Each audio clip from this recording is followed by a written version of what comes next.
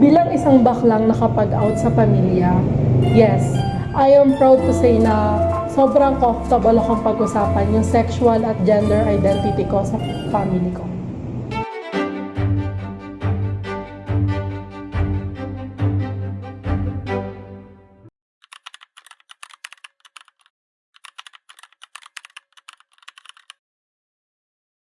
I am a trans woman. I am gay. I'm pansexual. I am gay.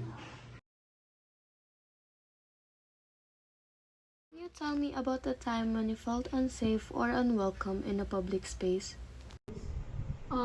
Sure. I remember one time nasa isang event ako and then I felt very unsafe sa event na yon.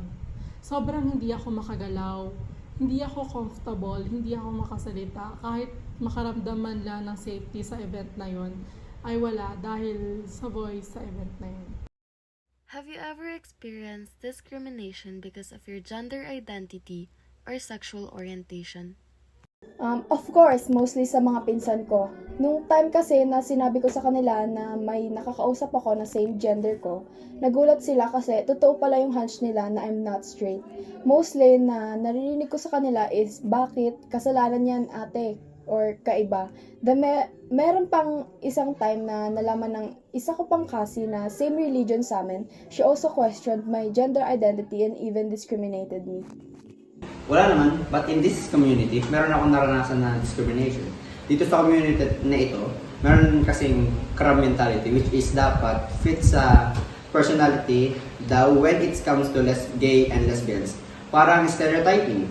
May internal homophobia based on experience kasi instead of i-hype kanila, mas lalo kanilang hinihila pababa na dapat ganito mag-act in such ways. For example, lesbians dapat masculine, ganito, ganyan, or should always wear tomboy styles. That's the stereotyping inside this community I experienced. Nung bata ako, nakaranas din ako ng bullying dahil nga raw yung mga kinikilos or galaw ko is hindi akma sa sex ko. Like I'm a boy so they expect me na dapat brusko or matigas kung gumalaw at hindi yung palambot-lambot. And isa pa sa mga expectations nila is hindi daw dapat nagpapakita ng mahina ang isang lalaki. So kahit na may gut feeling ako nung bata pa ako na hindi ako straight, nagadalawang isip pa rin ako na i-consider yung sarili ko na bisexual or gay. Natatakot ako na baka pag na-realize ko sarili ko na bi or gay ako, baka lalo nila ako mabully.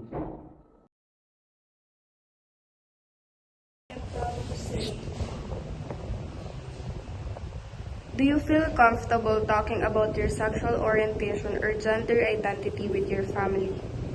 Bilang isang baklang nakapag-out sa pamilya, yes, I am proud to say na sobrang comfortable akong pag-usapan yung sexual at gender identity ko sa family ko. Can you describe your experience of coming out to your friends or family?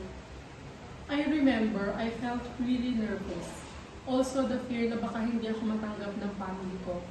Pero after sila makausap at ma-explain yung part ko, there was like a big relief. Parang nakahinga ako ng maluwag dahil tanggap nila ako.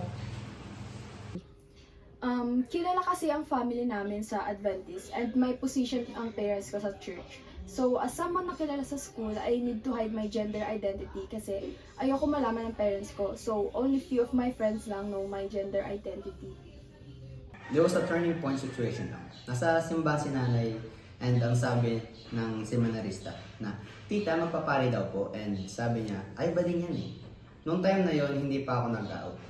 Actually, hindi ako nag-out. Na-realize na lang nila na bading ako, but nag-out ako sa mga close cousins ko since sila yung kasama ko simula pagkabata ako.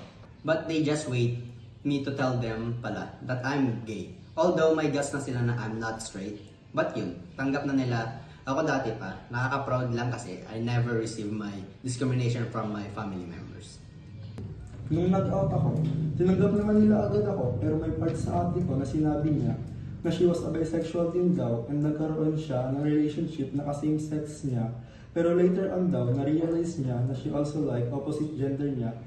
And sabi niya sa akin, baka may ganong face din ako na baka confused lang ako sa identity ko or sexuality. But still, tanggap pa rin nila ako. Although sa tatay ko, we're not living in the same roof na kasi, but nanood pa rin ako sa kanya.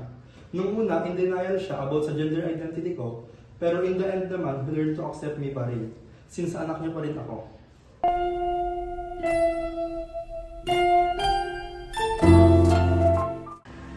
I'm proud that I'm out.